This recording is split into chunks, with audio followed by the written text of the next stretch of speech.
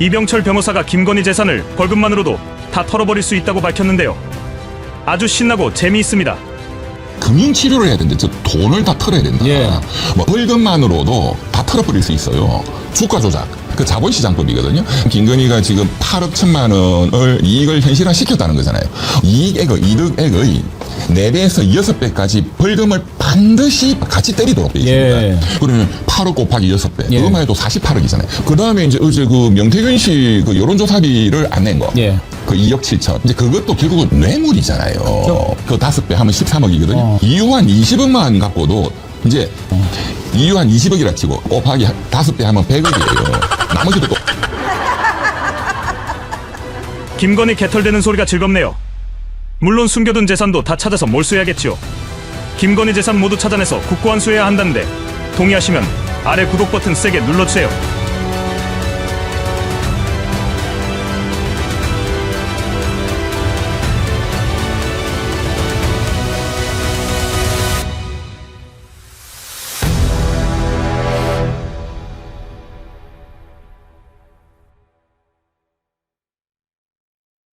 예, 시대의 연가 첼스트라다무스 이병철 변호사님 오셨습니다. 어서 오세요. 반갑습니다. 반갑습니다. 이병철 TV 사이다 런칭했죠? 네. 며칠 됐습니까? 지금 이제 사흘째네요. 사흘째. 화요일 오후에 2명에서 시작했는데. 사흘밖에 안 됐는데 벌써 3,400, 200명. 네네. 아니 3,400, 200명, 3,420명. 3,420. 네. 예. 이렇게 무식해. 막 전화도 많이 증가 오고. 속도가 빠릅니다. 또 이제 이 정의리 TV에서 또 해시태그도 달아주시고. 예. 그리고 조금 전에 이렇게 오는데 뭐 재벌 회장님이 전화가 왔어요. 오. 본인이 평소에 이제 내 지금 백운기 선생 정의리 TV 가고 있다 하니까 이것도 너무 팬이고.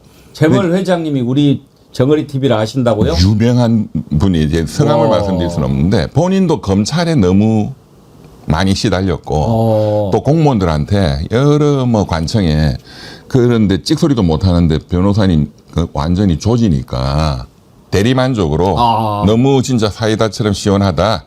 그런데 본인도 아침에 이제 변호사님 그 구독을 했는데 제가 새벽에 경제 이슈를 2개를 올렸거든요. 트럼프 관세 문제하고 또 정상회담도 있으니. 이제 국내는 이제 집값이 다시 들썩이니까 그 2개를 제가 이제 해결책이나 이런 거를 새벽에 또 일나가고 올렸더니 그거를 아침에 보시고 너무 놀랬다. 아, 이거구나. 그래가지고 앞으로 광팬이 더 되겠다 하시길래. 경제면 경제, 정치면 경제 뭐 우리 이병철 변호사님 같은 분이 없죠. 여러분 이병철 TV 사이다 사랑 많이 해주세요. 맨 처음에 이거 시작했을 때 웃긴 일이 하나 있었어요. 시작한 날 우리가 이렇게 딱 그 제작진들이 모여서 얘기를 하는데 아직은 구독자가 적네요. 4명밖에 안 됐는데 우리가 좀 많이 알려줘야 되겠습니다. 내가 구독을 했는데 그러면 3명이 다른 사람이 한 거네요. 그랬더니 저도 했는데요. 우리 제작진들이. 그럼 우리 제작진만 한 거더라고요. 그러네요. 3명, 4명, 5명 때. 본인도 안 누르신 거더라고요. 내가 봤더니. 저도 지금까지 지금 구독, 저도 누를 수 있구나. 그럼요. 본인이 누르셔야죠. 구독, 좋아요. 지금 제가 이제 오늘 것은 좋아요 눌렀고요. 야, 근데 모든 걸 제가 직접 이렇게 해보니까 재밌기도 하고 또 옛날에 제가 막 산을 열심히 탈 때 천왕봉까지 어느 세월에 올라가냐 하는데 그냥 땅만 보고 가잖아요. 막 그러다 보면 그런 것처럼 뭐 썸네일도 만들고 지금 뭐 하나를 몰라가지고 하루 종일 헤매다가 뭐 하나 클릭하면 되는데 재밌습니다. 재미있게 잘 하시기 바랍니다. 여러분들 이병철 TV 사이다 사랑해 주시고 우리도 사랑해 주셔야 돼요. 우리 지금 70만 8천 방송적이 좀 늘었네요. 혹시라도 구독 안 누르고 보고 계신 분 있으면 구독 눌러주시고요. 또 다시 보기 하실 때도 구독 꼭 눌러주시기 바랍니다. 좋아요도 지금 아직 10,000명이 안 됐네요. 자, 벌써 100명이 늘었네. 고맙습니다. 역시 정의리 TV에 자주 오세요. 네. 먼저 심평 변호사 개인적으로 좀 아세요? 모릅니다. 저는 이 양반 그 정체가 궁금해요. 어떨 진짜요? 때는 말도 안 되는 소리 하다가 또 어떨 때는 맞아 그런 얘기 할 때도 네, 있거든요. 맞습니다. 네, 네. 근데 이번에 갔다 와가지고 뭐 그 김건희 얘기하고 그런 거 보면 뭐지 무슨 쌀라지 왜 저런 얘기를 하지 참 궁금한데 왜 그렇게 전한 것 같습니까? 일단 그 심평 변호사 그 어제 그 내용 중에 또 말이 되는 예. 그 뭐 김건희가 뭐 물어보고 해서 이재명이 어떻게 대통령이 됐냐 사람을 키웠기 때문이다. 그 말이 맞는 말이잖아요. 그 말이 맞는데 그거를 보고 우리 남편한테 전해 주세요인가 전해달라 꼭 전해달라. 그건 또 뭔 말인지 그건 뭐냐 그러니까 제가 딱 들은 거는 우리 남편한테 반드시 사람을 살리고 키워야 된다. 그래야 네가 산다. 그러니까 나를 살려. 네가 다 독박 써. 제가 계속 말씀드리지만 이게 일관된 이 흐름이 있거든요. 나를 살려라. 그러니까 김건희는 나는 집행유예로 빨리 나간다. 이 생각하고 있습니다. 그래서 특검에 출석했을 때도 나는 아무것도 아닙니다. 나는 범죄하고 상관없어요. 나는 그냥 목격자예요. 나는 우리 남편 나쁜 짓 한 거 기억나는 대로 말할게요. 그러니까 네가 다 독박 써. 그런 의미로 저는 다 들리더라고요. 내가 살려라. 죽어버려야 내 남편이 살 수 있을까? 무슨 순애보 뭐 이런 게 아니고 절대로. 내가 요 들어왔더니 진짜 죽을 것 같다. 기부인처럼 살다가. 그런데 그러니까 내가 빨리 나가야 네가 사는 거야. 그리고 경상도 사람 중에 일부가 너 지지하잖아. 극우 세력. 경상도 TK. 경상도 스타일이 남자가 말이야. 여자한테 내가 전부 다 했어. 우리 마누라 살려줘. 다이야 그거 뭐 내가 대통령인데 그 뭐 걱정 안 해도 된다. 그건 뭐 법적으로 문제 없다라고 해서 우리 마누라가 받았다. 너희 새끼 그렇게 말을 해. 그래야 니도 살아. 몇 놈 지지하는 놈들이라도 남아 있는 거야. 그러니까 또 이렇게 사람을 살려야 네가 산다. 이재명 대통령 봐라 꼭 전해 주십시오. 저는 그렇게 들었습니다. 저는 이제 심평 변호사가 그 진짜로 김건희가 한 말을 옮겼을까도 궁금한데 그게 사실이라고 한다면 한동훈 얘기는 왜 나왔을까요? 한동훈은 일단 한동훈이가 말을 잘 들었으면 뭐 후계자가 되거나 뭐가 좋을 건데 영광이 있을 거라고. 네네네네. 근데 배신 때렸다. 이놈이 나쁘다. 이건데 그거는 제가 1월달에 그 한남동 그 저기 관저에 이제 농성하고 체포 불응하고 할 때 그 집회에 제가 여러 번 갔거든요. 예. 현장에 가보면은 겁납니다. 전부 욕이에요. 그리고 막 분위기가 무시무시해요.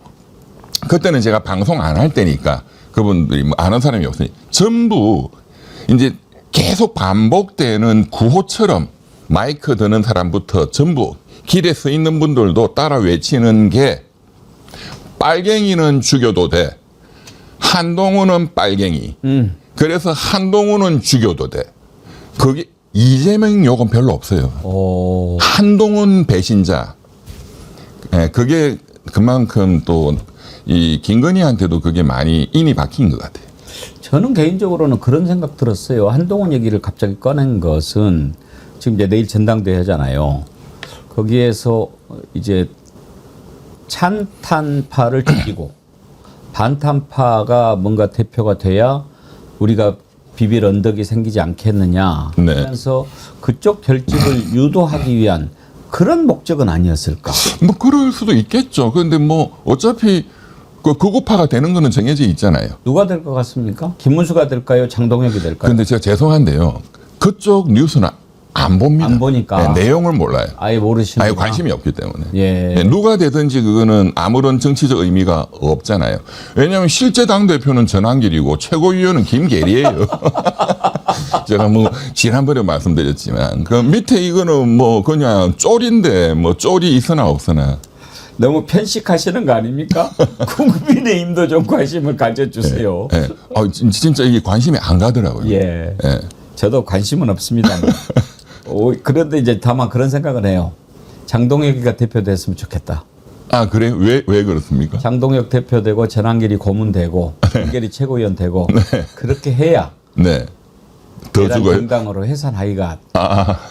그림이 딱 나오죠. 괜히 네, 조경태라도 돼가지고 또 산소 호흡기 달고 다니면 그렇죠. 국민들이 보기에 또 저거 또 조경태가 뭔가 희망을 그렇게 생각할 거 아닙니까? 맞습니다. 저 내란 정당 장동혁 대표되고 나머지들 딱 전환기가 이렇게 차고 앉는 순간 모든 국민들이 내란 정당 맞습니다. 이거는 KS 마크 인정받는 거 아닙니까? 맞습니다. 예, 예. 그래서 저는 그렇게 됐으면 네, 그러면 법무부 장관이 나서서 헌법재판소 위원정당 해소할 필요도 없어요. 예. 그냥 스스로 끝나는 인정하는 거죠. 네. 네. 그래서 그냥 그쪽으로 다 모아놓으면 오히려 F킬러 뿌리가 훨씬 좋아요. 모여 있으니까. 맞아요. 그렇게 해서 대한민국에 보수 정당 필요하잖아요. 그렇죠. 보수 정당은 있어야 돼요. 맞습니다. 그런데 지금 국힘당의 저 세력들은 보수 정당이 아니잖아요. 그렇죠. 예. 그래서 전환기라고 딱 이렇게 모아가지고 정리해가 아주 좋게 분리수거. 네.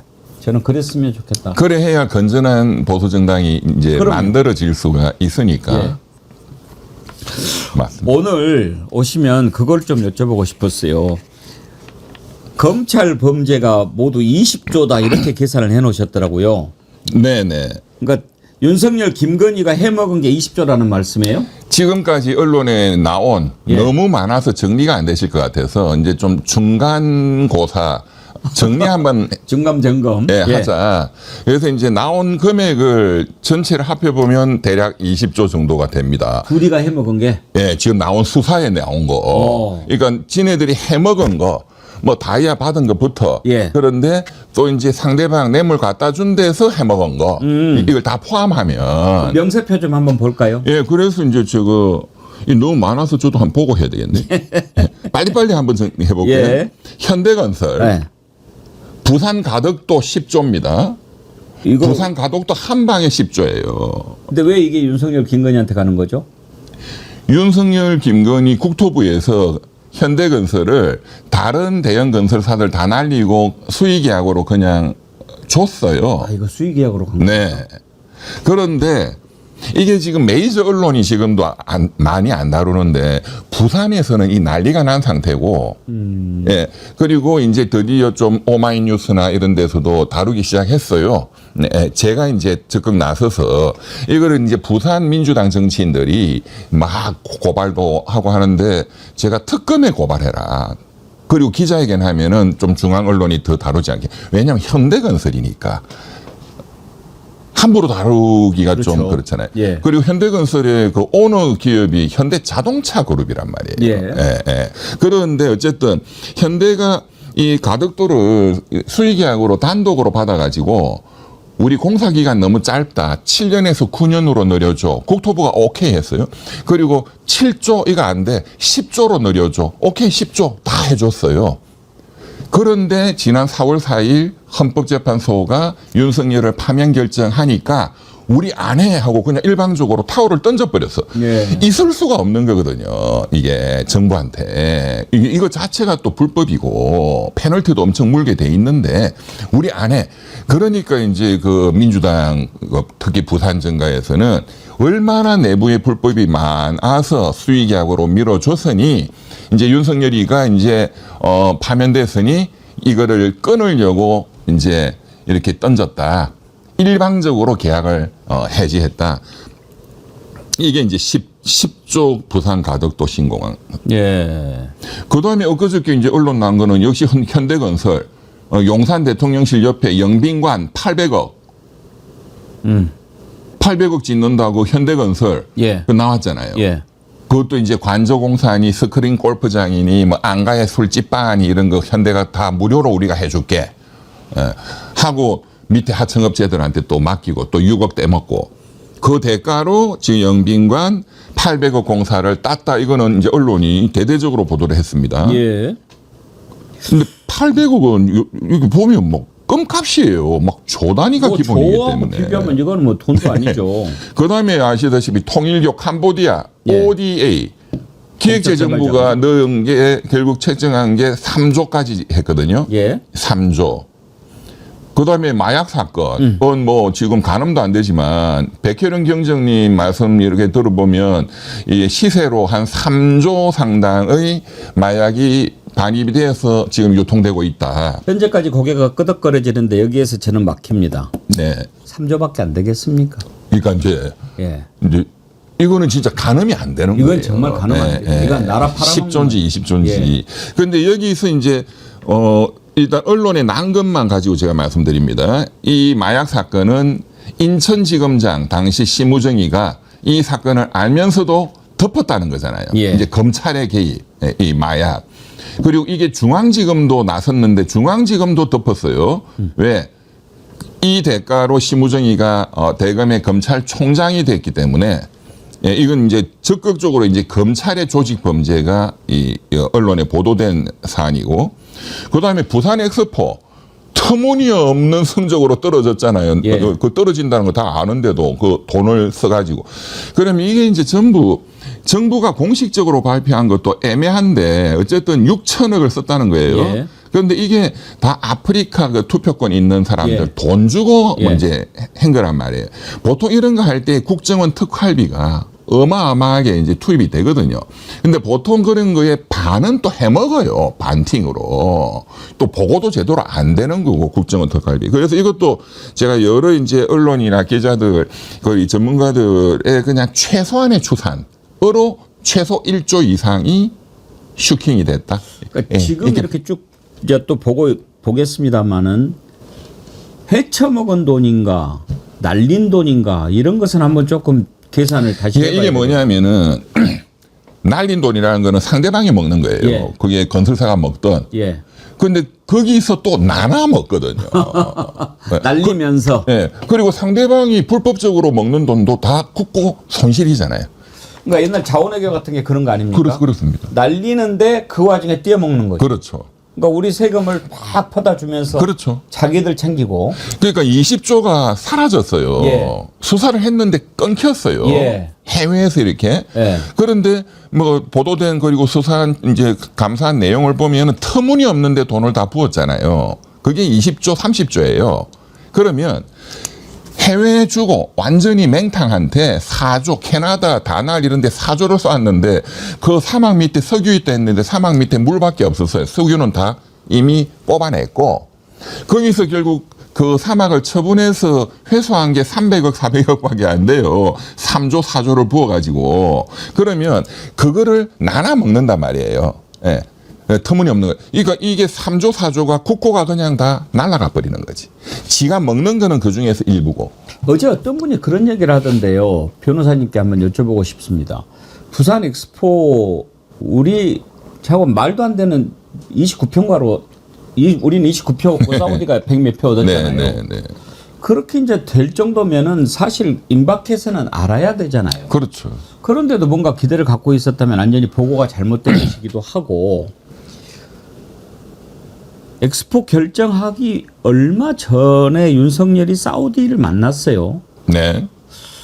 그런 걸 보면은 뭔가 거기에서 또 거래가 있지는 않았을까, 이런 의문을 제기하는 분이 계세요. 뭐 그럴 수는 있겠네요. 사우디하고. 또 사우디 뒤에는 또 뭐 미국이 있을 수도 있고. 근데 뭐 어쨌든 이게 그 당시 전문가들은 외교관들이나 또 대기업, 그때도 뭐 재벌 총수들 데리고 가서 파리에서 술 퍼먹이고 했잖아요. 그 대기업의 이런 거에 관여한 분들은 100% 이거는 따따블로 진다는 걸 다 알고 있었다 이거지. 보고를 못했을 뿐이지. 또 막 경로하고 욕할까봐. 그러면 윤석열이도 아니 이 터무니없이 떨어지는 거를 본인도 바보 아니면은 어떤 그런 느낌이 있을 텐데 왜 그걸 그냥 끝까지 밀고 갔냐, 이 사람이 완전히 바보냐, 저는 그렇게 안 봅니다. 해먹으려고 이거는 한 거다. 알겠습니다. 그리고 대왕고래가 5천억? 대왕고래 그것도 뭐 포항에서 뭐 석유 난다, 우리가 뭐 산유국 된다, 사우디 된다 이렇게 뻥을 쳤거든요. 삼성전자 같은 게 뭐 50개 생기는 수익이 생긴다. 그런데 어쨌든 그 브라질의 뭐 히딩크 감독 닮은 그 이상한 교수 됐고 그 사람한테 한 50억 나가고 아브레우인가 뭐. 네, 예. 한 50억 나가고 중요한 거는 이거를 시추를 만약에 들어갔으면 시추공 하나에 1,000억이니까 5개는 이제 해야 된다. 그러니까 최소 5천억 원의 시추 비용이 날아가는 거예요. 또 국고 손실이다. 국고 손실. 국고 손실죄는 국가의 돈을 횡령 배임한 공무원 기관장한테 특정범죄 가중처벌법상 무기징역까지 때리도록 돼 있어요. 이런 게 무기징역입니다. 예. 그래서 이제 대왕고래 시추 비용 5천억. 양평 고속도로로 김건희 일가가 거기에 갖고 있는 지가가 폭등했다. 예. 이것도 최소한 1,000억이에요. 최소한. 예. 예, 예. 이것도 검사 출신 원희룡 국토부 장관이 그냥 독박 쓰고 덮었잖아요. 사실상. 이 검찰이 개입한 거죠. 원희룡. 그다음에 삼부토건 주가 조작. 이것도 지금 금융감독원 검사 출신 이복현이는 올 3월 달, 4월 달에 100억 원 정도가 현금화됐습니다. 제가 이걸 한 달 전인가 정어리 TV 나와서 이 얘기를 했더니 우리 백 선생님이 100억 그게 말이 됩니까? 아저씨? 말이 안 된다는 게 바로 입증이 됐죠. 예. 지금 김건희 특검이 400몇십 500억을 찾아냈어요. 그리고 다 구속시켰어요 또. 자, 이것도 이제 추가로 이 해먹은 거는 1,000억에는 충분히 될 거다. 자, 여기서 또 검찰이 완전히 조직적으로 이거를 덮었거든요. 그러니까 금감원 검사 출신 이복현이 그다음에 금융위원회가 대검찰청으로 수사 의뢰를 했습니다. 올 초에. 그리고 자랑을 했어요. 대검찰청 심우정의가 덮었어요. 그리고 남부지검으로 내려보냈어요. 남부지검장 신흥석이 친윤 중에 친윤. 엊그저께 띠지를 예. 은폐한 놈. 그놈이죠. 예. 여기서 다시 또 이복현 검감 원장한테 사건을 또 돌려보냈어요. 이거 완전히 조직적인 검찰. 신흥석이 남부지검장 이자는 지금 어디 있어요? 그만뒀습니까? 예, 그만둬 7월 달에. 근데 이거 수사해야 되는 거 아닙니까? 당연히 잡아와야죠, 이제. 예, 특검에 정말로 중요한. 그런데 이제 지금 이게 정리를 해보면 대검찰청부터, 검찰총장부터 인천지검, 그리고, 서울중앙지검, 또 뭐, 금융감독원 검사 출신들, 심지어 대통령실 검사 출신들도 옵니다. 김건희가 집사한테, 너 대통령실 공직기관 비서관한테 조사 한 번만 받아. 그게 검사 출신 또 이시원이에요. 또 원희룡 국토부 장관도 검사 출신, 권성동이도 검사 출신, 부산지검도 또 저기 뭡니까 명태균 게이트는 창원지검 정유미 검사장 거기서 또 덮었잖아요. 제대로 안 하고. 이 검찰의 이 전국적인 검찰 조직의 조직범죄가 이 윤석열 김건희 마피아를 비호하고 은폐하고 또 똘마니 짓을 한 거. 이걸 지금 김건희 특검이 친다 불가능합니다. 이건 어쨌든 지금 그 당대표하고 어제 말씀하신 것처럼 추석 전에 정부조직법 개정, 그다음에 검찰청 폐지 법안이 된 이후에 검찰청이 법적으로 무력화시키고 쳐야 됩니다. 그래서 이제 기간도 연장하고 검사들도 더 보강해야 되겠죠. 이게 어떻게 보면 20조를 해먹은 것 못지않게 예. 이 검찰을 치는 게 더 중요한 사건일 수도 있겠죠. 자, 이제 그 20조 중에 1,000억 넘는 것을 이병철 변호사님이 소개를 해 주셨는데 그 아래 자잘한 것을 제가 좀 읽어볼게요. 네네네. 이제 저는 자잘하니까 공흥지구 개발에 800억, 네. 집사게이트에 184억, 네. 또 집사게이트 관련해서 산업은행이 700억. 이건 그렇습니다. 뭐죠? 이게 이제 집사게이트 184억만 우리 언론이 주목하는데 이 IMS 모빌리티가 처음에 만들어져서 지금까지 한 10년 정도 가까이 됐거든요. 한 8년. 처음 만들어질 때부터 가장 돈을 많이 중간중간에 100억, 200억씩 쏜 데가 산업은행이에요. 그래서 제가 이게 모피아 게이트다. 산업은행을 움직여서 돈을 쏘게 한다. 이게 진짜배기 실력, 권력이거든요. 그때 윤석열이는 특검, 서울중앙지검장, 검찰총장 이럴 때였어요. 예. 그러니까 이거를 볼 줄 알아야 된다. 이게 핵심은 산업은행, 한국증권금융, 모피아다. 모피아를 뒤에서 움직이는 거는 검찰의 최고 권력 아니면 대통령 권력이죠. 그렇군요. 그리고 이제 이우한 화백 그림이 20억, 도이치모터스 주가 조작으로 8억, 네. 명태균이 2억 7천, 네. 관봉권 건진거 1억 6천, 통일교 다이아 샤넬백이 1억. 네. 야, 1억이 이렇게 작게 보이나 여기서? 그렇죠. 권성동 큰 거 한 장, 이게 1억인지 10억인지 네. 모르겠고, 서희건설 다이아 세종이 1억, 네. 명품시계 3,500, 8억 로봇 계약 네. 이렇게 나왔는데 이게 이제 다 합하면 20조 나오는 거 아닙니까? 네. 네. 저는 이걸 쭉 보면서 좀 소름 끼치는 게 지금 우리 국민들이 물론 이제 피부상으로 몇 조, 몇 천억 이런 건 그 와닿질 않으니까 그럴 수도 있지만 자칫하면 우리가 정말 나무만 보고 숲을 놓치는 거 아닌가. 지금 정말 우리 이병철 변호사님이 정확하게 짚으신 게 우리들이 지금 우와 몇 천만 원짜리 시계 받았다네. 6천만 원짜리 목걸이라네. 1억도 안 되는 것에 지금 막 이렇게 놀래가지고 맞습니다. 홀려 있는데 맞습니다. 그런 거 막 이렇게 따지고 막 우리가 분노하고 그러면 정작 김건희, 윤석열은 웃고 있을 것 같아요. 그렇죠. 그래 너네들 그것만 보고 그렇죠. 있어. 너 개돼지야. 예. 그래 뭐 명품 이름 놓으니까 거기 홀렸냐. 그러니까 정말 이병철 변호사님이 제대로 짚으신 거예요. 자 그러면 특검에서 이런 거 밝혀낼 수 있을까요?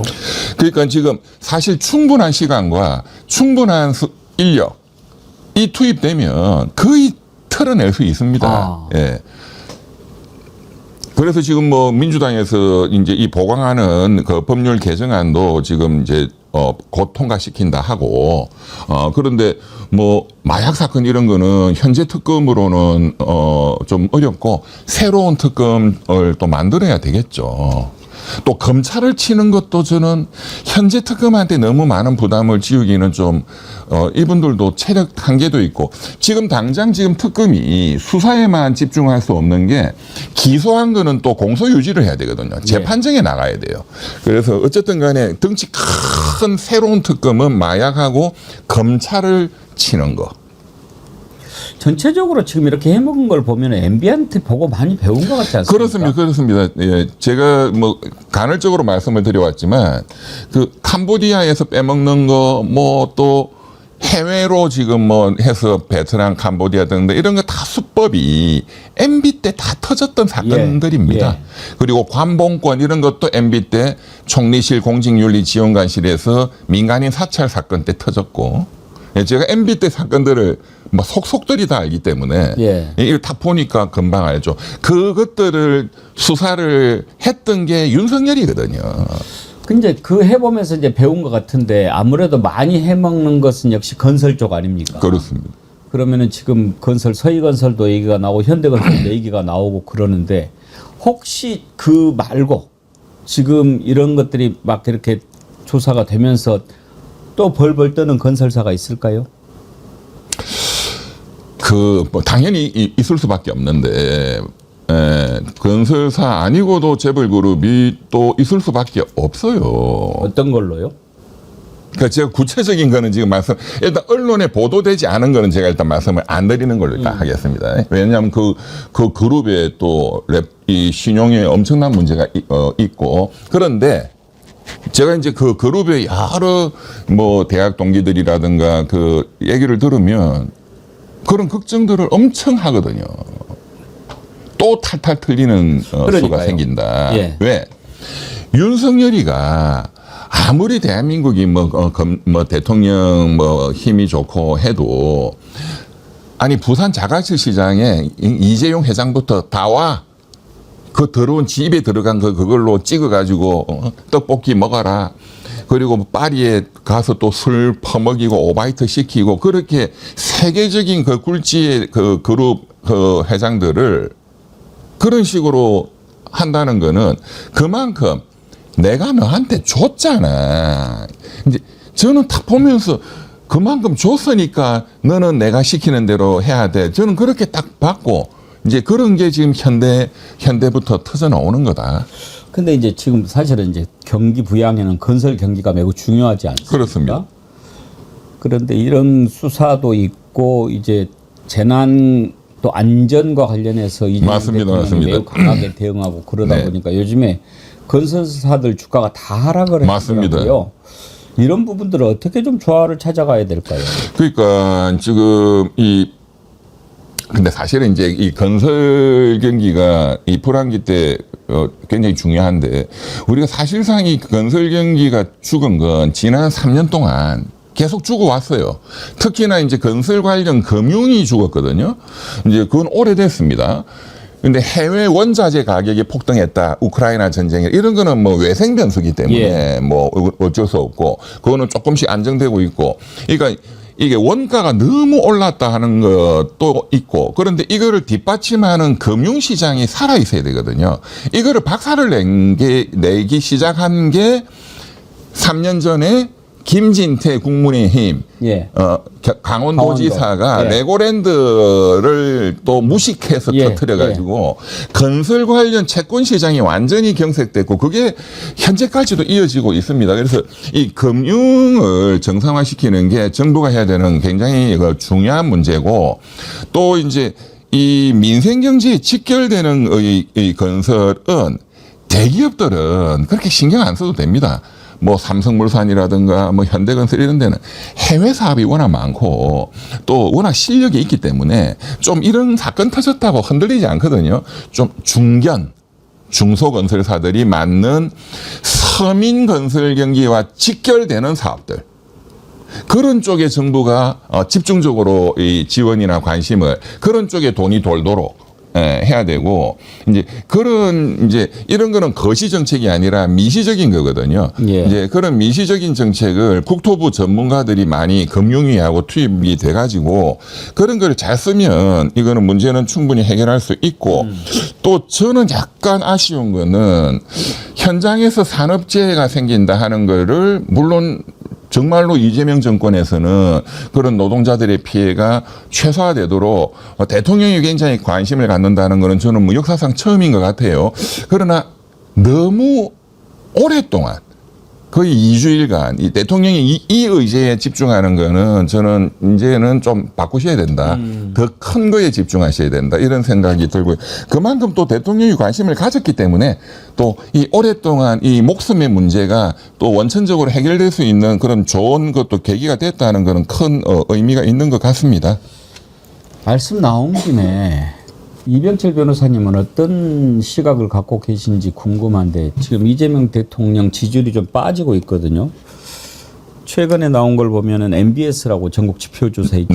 여기도 이재명 대통령 지지율이 57%로 2주 전보다 8%포인트 떨어진 걸로 그렇게 지금 조사가 됐습니다. 다른 데도 다 마찬가지고 리얼미터도 그렇고 그런데 일반적인 분석은 조국 사면, 윤미향 사면 그리고 또 주식 양도소득세 조정 뭐 이런 것들 때문이다 이렇게 분석을 하거든요.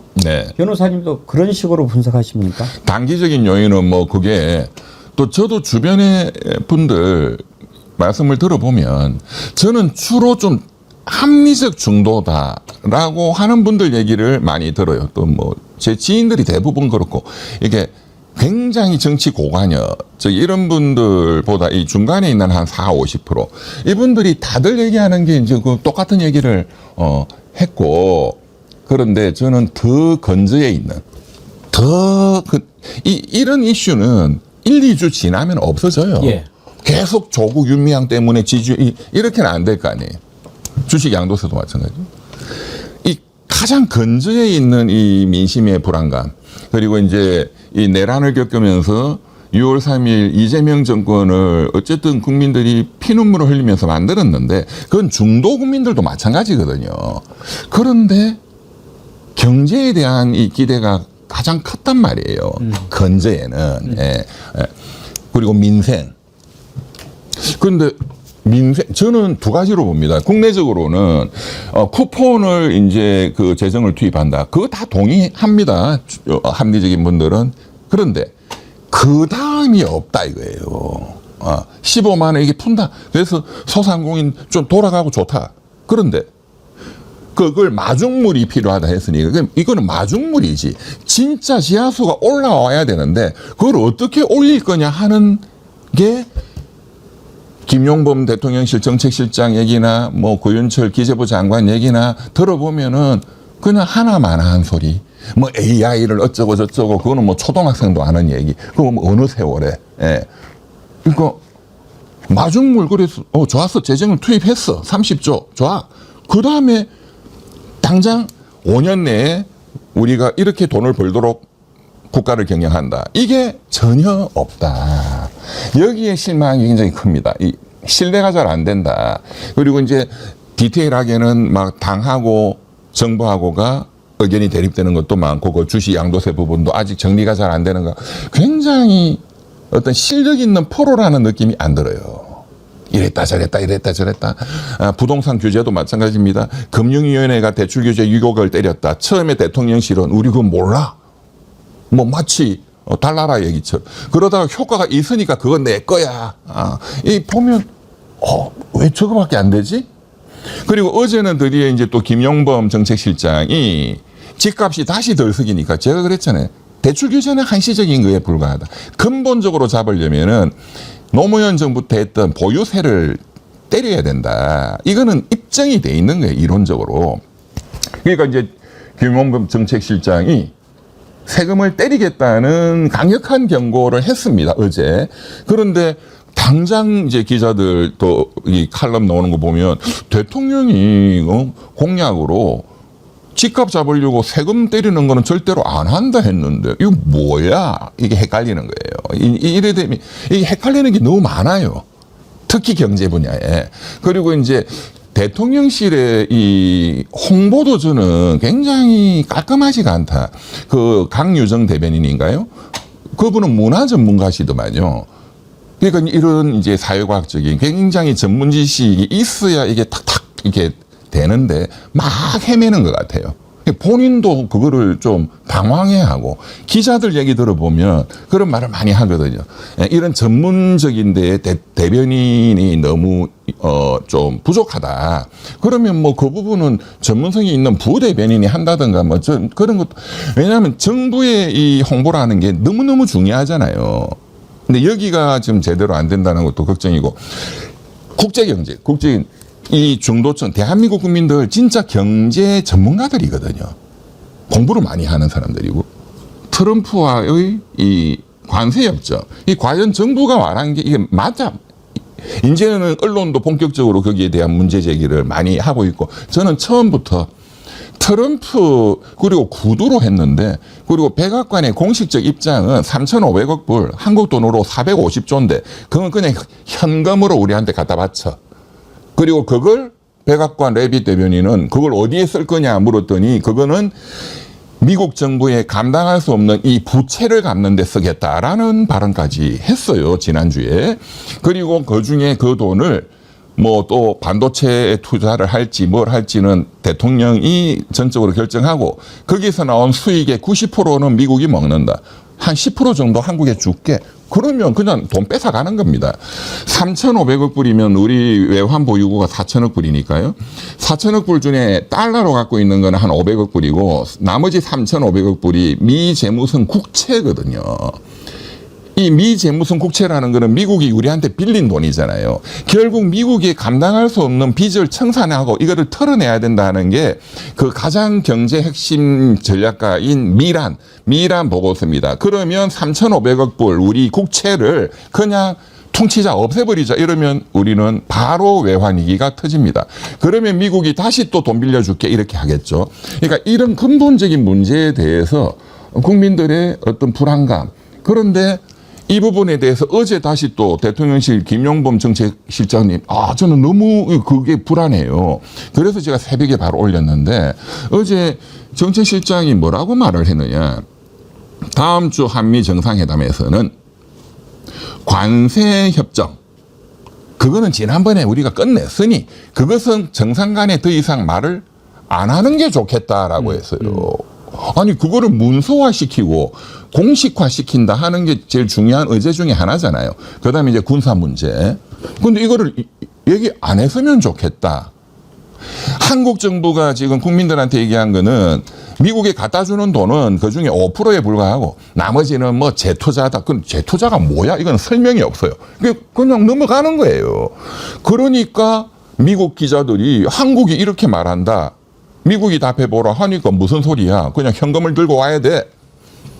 그럼 막 장기적으로 나눠서 해도 그건 안 돼. 그러니까 근데 사실 국민들은 이제 이거는 너무너무 이상하다. 그리고 내일 모레 정상회담인데 그 말은 하지 말자. 시끄러워지니까 미국도 뭔가 그런 꽁꽁이 속이 있는 거 아닌가. 이런 불안감이 너무 큰 거예요. 이게 너무나 경제를 진짜 한 방에 작살을 낼 수 있는 너무 초대형 이슈이기 때문에 저는 불안한 게 이걸 정부가 국민들한테 소상히 보고하지 않고 만약에 숨긴다? 이거 터지면 이명박 정권 때 광우병 그거 못지않은 저항이 생길 겁니다. 말씀을 듣다 보니까 참 귀담아 들어야 되겠다. 이 정부가 오늘 저는 겁나요. 변호사님 하신 말씀 참 귀담아 들어야 되겠다 그런 생각이 듭니다. 오늘 시대연가 오셨으니까 두 가지만 예언을 좀 부탁을 드려볼게요. 9월 26일 날 본회의에서 검찰청 없애는 정부 조직법 개정안 처리하겠다 네네. 밝혔거든요. 처리될 것 같습니까? 그럼 100%. 100%. 네. 이미 여론은 검찰이 이제 없어져야 된다라고 이번 관봉권 떼지가 오히려 결정적인 역할을 한 것 같아요. 네, 너무 고맙더라고요. 없애주세요 하는 거 아니에요? 네, 신흥석이 남부지검장 너무 고마워요. 건지는 오늘 구속영장 아예 뭐 심사 안 받겠다라고 하던데 왜 그런 거라고 보십니까? 그 뭐 본인 죄를 너무 잘 아는 거죠. 그래도 무슨 뭐 계산이 있지 않을까요?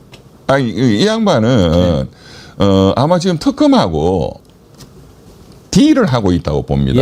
예. 나 어차피 들어간다. 예. 그런데 이 정도로 좀 끝내달라. 뭘 어떻게 끝내? 본인이 그러면은 협조를 하겠다라고 봐야 됩니까? 그렇죠. 예, 그러니까 지금 무슨 다이아하고 뭐 샤넬 뭐 백 이런 거 지금 뭐 소재도 안 밝혀지고 있잖아요. 예. 그런데 이제 그런 것도 내가 다 그냥 불게. 예, 그런데 나는 좀 요 정도로 살려줘. 나머지는 그냥 좀 없는 걸로 해줘. 앞으로 그렇게 될 것 같다. 예, 그 사람은 예. 정말로 영악한 사람이거든요. 그런 것 같아요. 달고 달은 사람이잖아요. 그런 것 같아요. 정치판에서도 달고 달았고 점쟁이 하면서도 달고 달았고. 그다음 예언. 김건희 앞으로 어떻게 될 것 같습니까? 앞으로라는 게 어떤 지금 뭐 김건희가 저런 식으로 막 심평통해서 뭐 몸 빼밖에 안 남았는 여전히 뭐 이러면서 뭐 보석도 지금 앞으로 뭐 연구를 하고 있는 것 같고 네. 또 난 아무것도 아닌 사람이라고 얘기하는 걸로 봐서 다 윤석열한테 넘기고 좀 빠져나가려고 하고 그러는 것 같고 그러는데 윤석열은 빼박으로 이제 사형 아니면 무기징역이니까 김건희는 어떻게 될 것 같은지. 김건희도 저는 무기징역 아니면 징역 한 40년 정도는 피할 수가 없을 것이다. 지금 나온 거는 그야말로 일부입니다. 한 뭐 전체 중에서 한 30%? 16개 혐의지만 사실은 뭐 16개보다 뭐 새로운 게 너무 나오고 있지 않습니까? 또 서희건설 이봉관 회장, 예. 또 뭐 명품 시계 뭐 등등등등. 네, 이제 시작입니다. 시작. 알겠습니다. 그러니까 김건희도 그거는 잘 알죠. 예. 김건희는 윤석열보다 훨씬 머리 회전이 빠르기 때문에. 예. 그러니까 이제 본인은 계속 저는 아무것도 아니에요 하고 나는 굶을 거예요. 나는 죽을 거예요. 이제 병원으로 가려고 하는 거죠. 구치소보다는 병원이 낫거든요. 그쪽으로 간다. 네. 알겠습니다. 오늘은 여기까지 하지요. 네. 오늘 시작할 때 우리 이병철 TV 사이다 3,420명에서 시작했거든요. 네. 4,000명 넘었어요. 와, 역시 백운기 선생님 영향력이 대단하시네요. 앞으로 우리 백운기의 정어리 TV에서 계속 이병철 TV 네, 계속 많이 성원하도록 열심히 하겠습니다. 나오겠습니다. 오늘 나오시니까 호랑님께서요. 변호사님 헤어스타일 멋지게 하셨네요. 너무 멋지고 잘생기셨어요. 분장사님이 잘해주셔가지고. 티코님 의상 스타일도 좋아 보여요. 예, 우리 이병철 변호사님 베스트 드레스인 거 인정하셨어요? 네. 오늘 말씀 고맙습니다. 새로운 이슈들 많이 공부해서 예. 또 시청자분들께 정의리 TV 통해서 많이 전달해 드리겠습니다. 오실 때마다 우리 정치 1번지가 매우 깊어지는 것 같아서 제가 항상 감사합니다. 감사하게 생각합니다. 네, 감사합니다. 예, 다음에 또 뵙겠습니다. 네, 감사합니다. 예.